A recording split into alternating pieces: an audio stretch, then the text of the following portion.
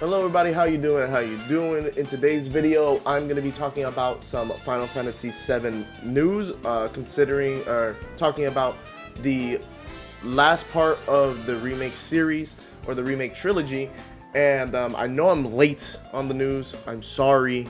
The video has already been edited and everything's been done to it, I just haven't put it out, but I'm putting it out now. I figured it's very important to talk about anyways, even with the upcoming event of Summer Games Fest.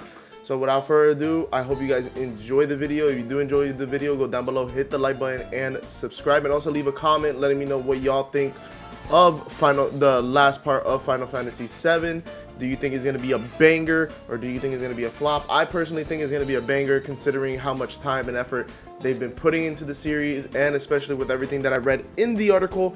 I think they're putting a lot of I think they're giving 110% of their effort towards this, so that way the ending is something that all fans and new fans, or old fans and new fans, can love and enjoy. Without further ado, let's hop right into the video. Let's go and see what's going on with Final Fantasy Part 3. Alright, Final Fantasy VII Remake Part 3, proceeding on time and on schedule, director says.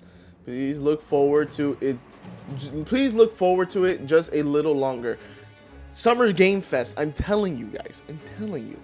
Hang in there, Final Fantasy fans. Final Fantasy VII Remake Part 3, director Naoki, I think I'm saying that right, Hamaguchi, has popped up to ensure us that the eagerly anticipated third installment is proceeding on time and on schedule.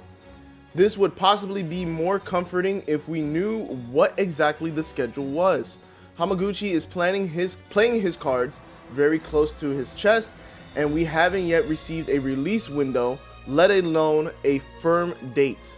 But talking to comic book, the director insisted everything was steadily underway and asked us to wait for just a little longer.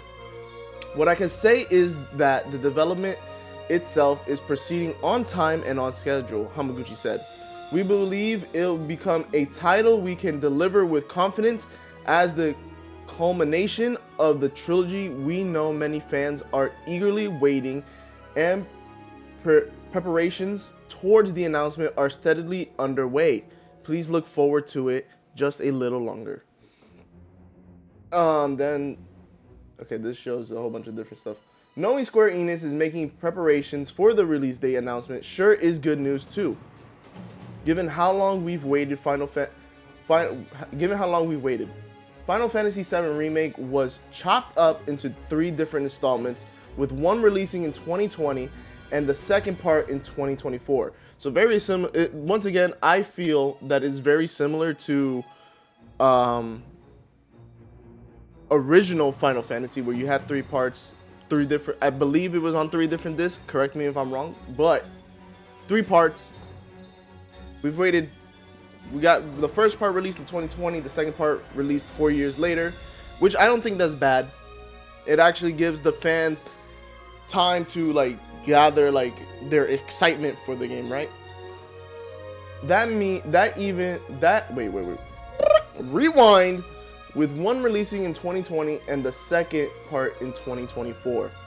That means that even if part 3 is released by the end of this year, there'll have been 6 years between the release of part 1 and part 3, which I don't think is bad, because I feel that part 3 is gonna be the most expansive and the most the world is gonna be so big. But even though the world is gonna be so big, you're still able to have fun, and you don't have to focus so heavily on the side missions to be able to beat the final boss, which is what I felt in part 2, that the side missions, that you really had to do some of the side missions to actually level up and to actually be able to defeat Sephiroth at the end. Spoilers, my bad, for those of you who haven't played Rebirth. But I feel like they're doing this much work so that way you don't have to focus so much on the side missions, and there are areas in which you could literally just have fun and play and still gain experience points, if that makes sense. But Let's continue reading forward. The director also reflected on what has been the biggest challenge of bringing Final Fantasy VII to modern audiences. The greatest challenge was thoughtfully evaluating title by title how far to push nostalgia and innovation, respectively, so they could work in balance, Hamaguchi explained. I like that because I feel like part one had a lot of nostalgia in certain areas, especially when you get down to the lower, below the plate, where you see all the home, like all the slums, and I just went back and played OG. I haven't beat it yet, but we're getting there. I went back and played OG FF7, and they really fleshed out the slums a lot more in Remake, which I actually want to go back and play now after we beat original. But they fleshed out the slums a lot more. You got to meet a lot more different people, so on and so forth, and it made the slums actually feel alive. Where I'm not saying that original FF7 didn't make the slums feel alive, because it did, but I feel like it feels most alive once you get to basically the red light district of the slums, right? Which I believe was Sector 5, where the sector that Aerith takes you, and she has to dress up and go meet Corneo and all that. So that's where I feel OG makes it feel alive, but they started off real early in Remake to give you that nostalgic feeling of like, oh shit, the slums are actually alive. Like, this is what I felt when I played the original. I don't feel that because my generation kind of sucks, but I for me at least, it didn't feel alive until later on in the game. But that's besides the point. Let's move forward. For players familiar with the original game, I think what matters goes beyond the story arc itself. It's the relationship between the characters and the emotions they felt upon discovering this world. Those are elements we can't afford to treat lightly. He also stressed that the team's guiding philosophy was to ensure the gameplay experience feels expanded rather than just recycled. And I like that because from Remake to Rebirth, they did have a lot of improvements on gameplay. I don't feel that it felt recycled because they added like the team up abilities and everything like that, which was really fun to do. But I feel like certain aspects of the game, like I said once again, the side quest is what really make the game feel like long. But that's besides the point. Let's continue reading forward. Interestingly, Hamaguchi also offered additional details of Final Fantasy VII Rebirth Queen's Blood card game, which we knew was making a powered-up comeback for the final chapter in Square Enix's remake trilogy. From the very beginning, Queen's Blood wasn't designed to be just a minigame, but rather a strong standalone gameplay experience within the world of Rebirth. He said as players progressed through their open-world RPG journey, an early focus for us was finding ways to integrate immersive moments even during shorter stretches of play. A trading card game was one answer of that, and we paid special attention to ensure that everything, including its strategic depth and interplay, didn't feel half-baked.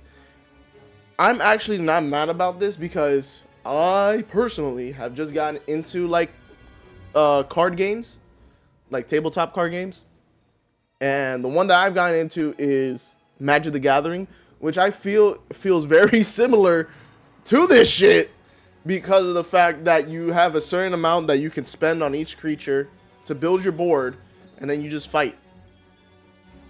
Which kind of makes, like, to me at least, it like Magic the Gathering Queen's Blood. Well, let me not say anything about Magic the Gathering. I love Magic the Gathering, but I'm not gonna compare it to this entirely. I feel Square Enix should actually come out with a fucking card game that is literally just Queen's Blood. Give it their own mechanics and everything like that. Like an actual physical card game, not everybody's like, oh, we want the actually, like, we want a mobile version. No, make that shit physical. Give us physical cards and actually make the art pretty cool. Like, I feel Magic the Gathering did so good with the Final Fantasy VII art, even though I believe they had Square Enix do all the artwork. Correct me if I'm wrong, but Queen's Blood as an actual card game would be actually kind of fun. But let's move forward. I digress. Last month, Hamaguchi opened up about what to expect when Part 3 eventually comes out, hinting that we'll get new gameplay mechanics and locations, some of which we have yet to visit in the remake series. So like the Northern Crater,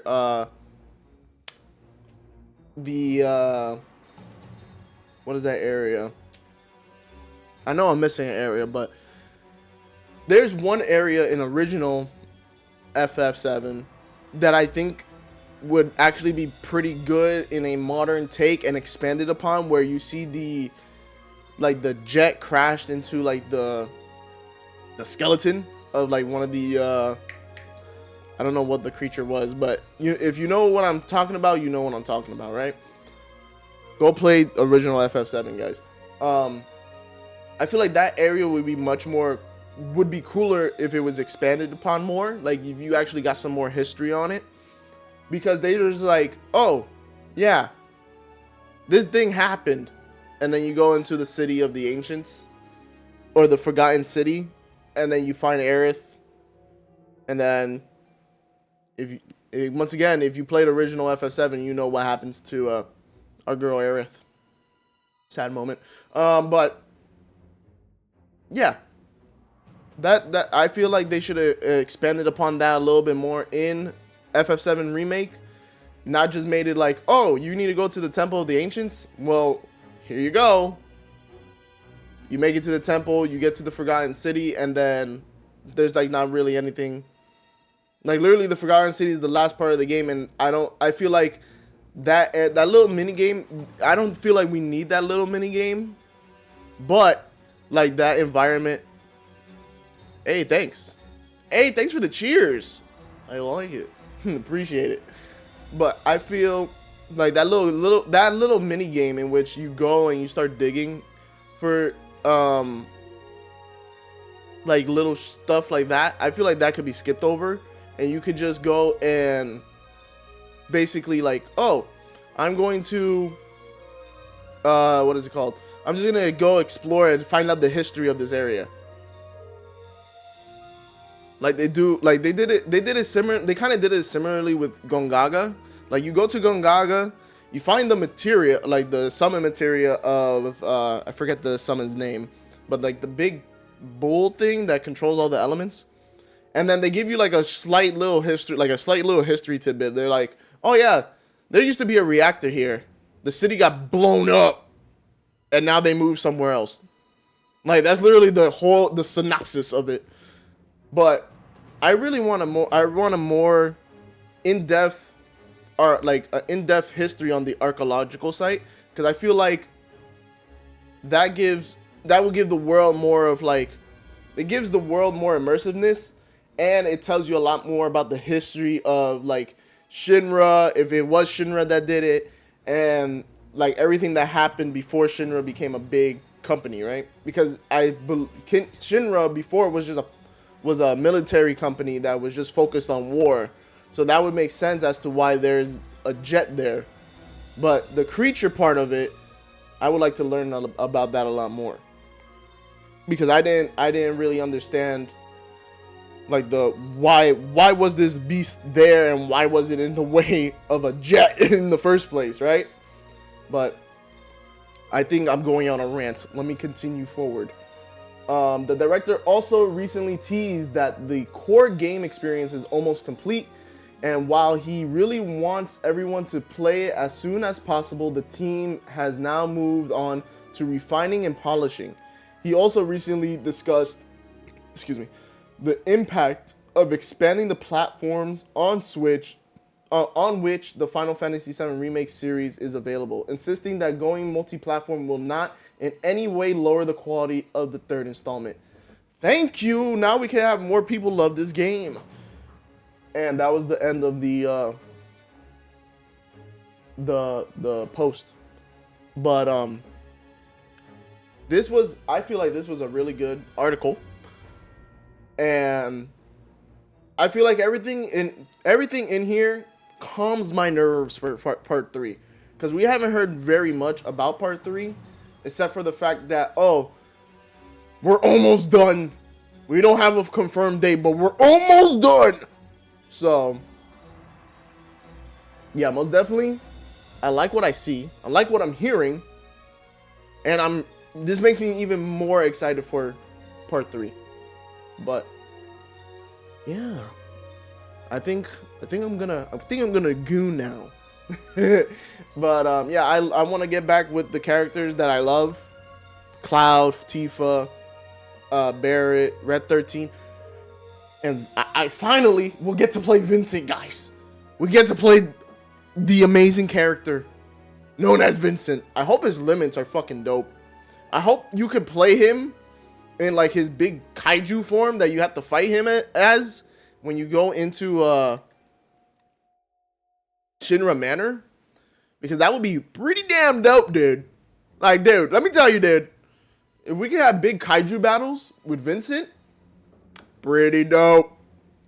Because if you look, so he has his big kaiju form, right? And then he has another form in which you're like Frankenstein, and his whole thing is like, oh, I control lightning. Dope. Then he has a Jason Voorhees form, basically. He's just a slasher with a ski mask and a freaking chainsaw.